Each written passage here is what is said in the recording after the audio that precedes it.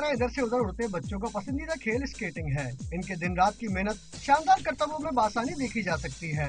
लट्टों की तरह घूमकर खिलाड़ियों ने न सिर्फ मुखालिफों को चकरा दिया, बल्कि आंखों में एतमाद की चमक लिए फुर्तियां दिखाकर ये अपनी धाक भी बिठाते रहे। लड़कियों ने तो कमाल ही कर दिया।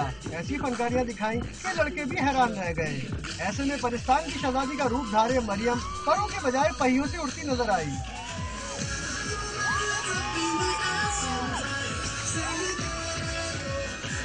सॉकर में सिल्वर मेडल लिया था और अभी रोल बॉल में भी लेटेस्ट जो हुआ है, तो इससे बहुत कॉन्फिडेंस मिला है एंड ऑल। जिसके पास स्टैमिना होगा वो रेस जीतेगा और जिसके पास फिगर्स होगी वो फिगर्स जीतेगा। बच्चों का कहना है कि इस खेल के लिए वक्त और तरबियत बहुत जरूरी है।